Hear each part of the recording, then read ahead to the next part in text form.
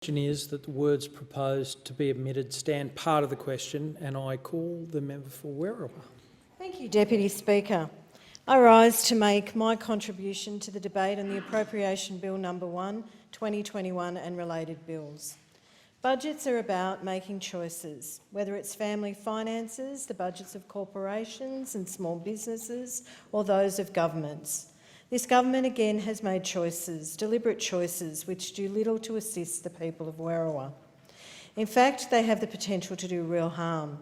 If, like one of my constituents who contacted me last week, you're in your early 60s and have been made redundant and you have little hope of getting another job, you'll limp towards the pension age of 67. This man is a proud, hard-working Australian who thought he'd done the right things, followed the advice and planned his future finances. He now finds himself staggering towards the age pension, with the only viable option selling his house to keep his head above water. I note the Prime Minister's words in this place: if you're good at your job, you'll get a job. Well, I invite the Prime Minister out to Werriwa, not for one of the sheltered photo ops at Western Sydney Airport, but to tell this hard-working Australian to his face that the reason he faces financial ruin is because he's no good at his job. I also invite him to speak with another constituent of mine. She's in her mid-30s with 3 kids and a mortgage. She was let go from her job in April and has been applying for dozens of vacancies ever since, with no success. These are but 2 stories from my electorate. There are thousands more. The budget was an opportunity to pull Australia out of its first recession in 30 years, the worst downturn in close to a century. But the decisions made by this government will see some of our best and brightest, with plenty still to contribute, left behind. It will see our most vulnerable thrown on the scrap heap, and it will see the opportunity that lies hidden in this once-in-a-century crisis slip away. This federal budget was an opportunity to steer Australia towards a fairer, more prosperous future, a chance to learn the lessons of the COVID-19 pandemic, that there are forces beyond the cut and thrust of politics, forces that will not be bent to the will of the 24-hour news cycle. This virus has showed us up and has exposed our weaknesses, and in doing so it challenged us to do better, be a better society, a better nation, a better planet.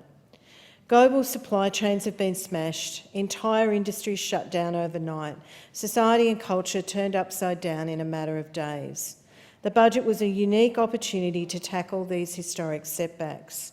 There was a chance to revive local manufacturing, fix childcare, aged care and social housing, invest in technology, research and health to ensure we are better prepared next time.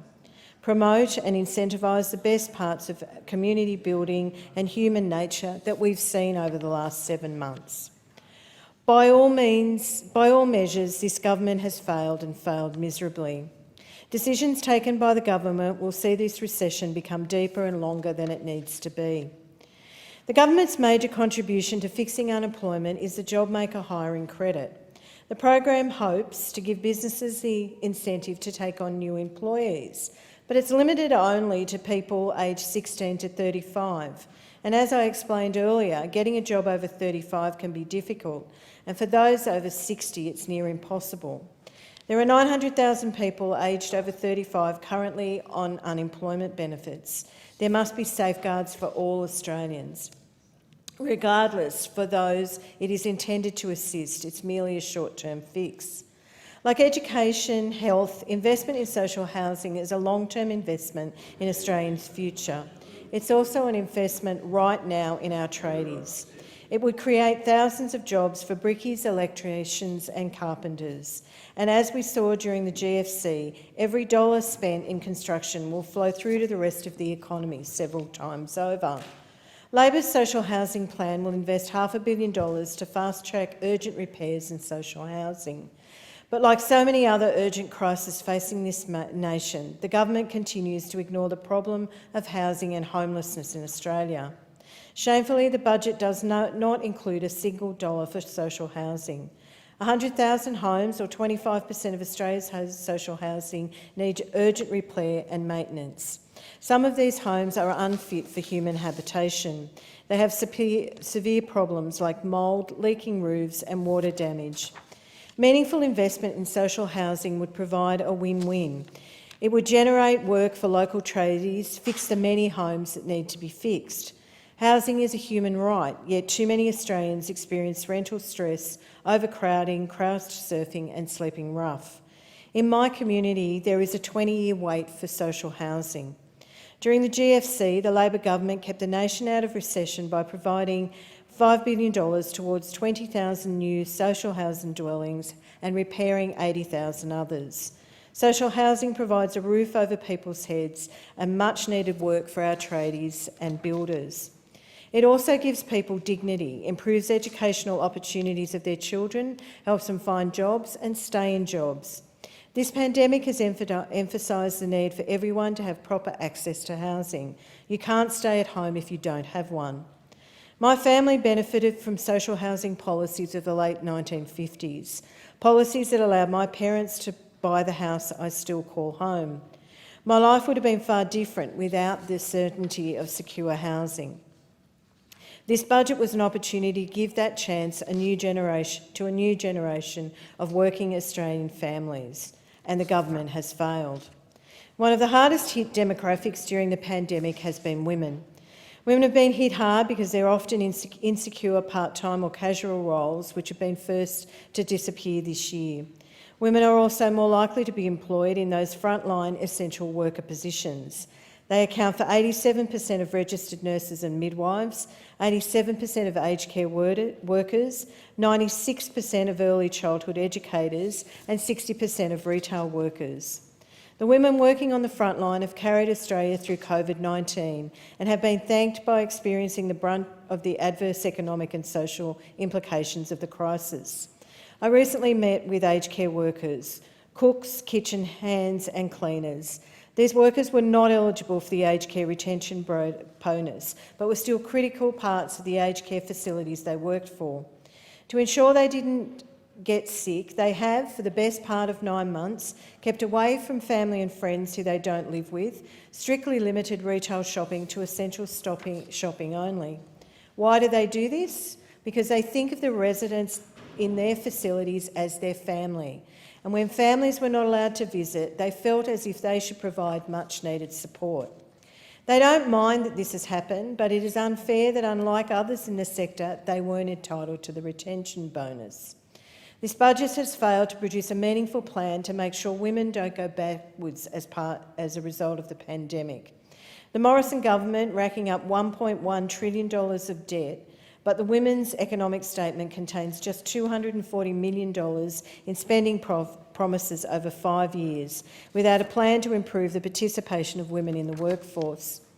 The budget contains nothing to address the significant job losses in industries dominated by females.